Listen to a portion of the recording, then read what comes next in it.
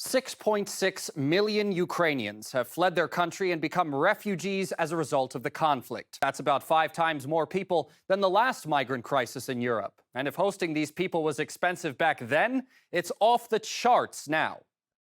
The costs of providing for these refugees will strain countries' budgets, and not just in the short term. Integrating refugees into their economies will require large-scale resources, time, and supportive policies. In 2016, Germany spent approximately €12,000 per refugee per year, not including any language and cultural integration classes. Support for Ukrainian refugees could cost hosting states as much as $30 billion over the next year.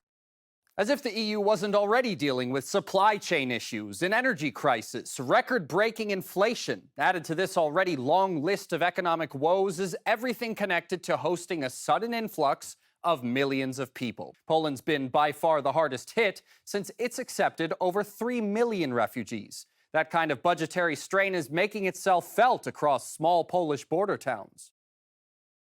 Everything else we have so far paid from our modest crisis fund. That is, or rather was, $22,000. These funds are definitely not sufficient. What worries me the most are electricity bills that I suspect will knock us over. Our town can definitely not meet these costs. The sums I mentioned are a drop in the ocean.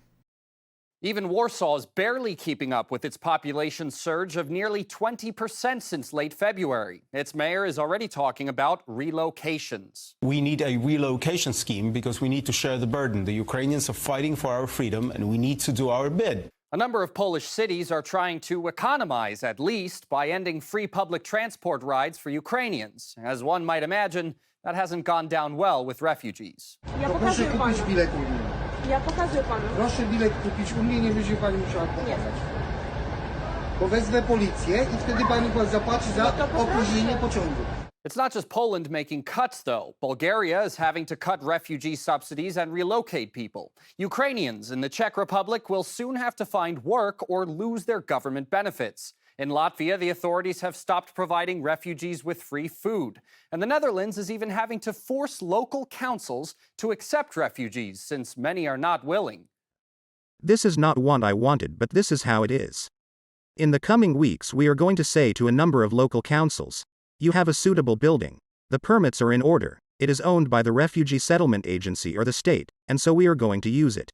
Despite freeing up billions to try and tackle this newest refugee crisis, even Brussels has admitted there's not enough money to go around.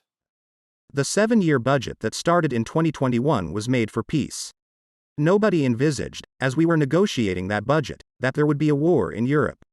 I think it is fair to say that the budget that we have now wasn't really made for the situation in which we find ourselves. Considering experts are saying a global recession and a food crisis are also on the horizon, it looks like Europe may be in for a tough couple of years.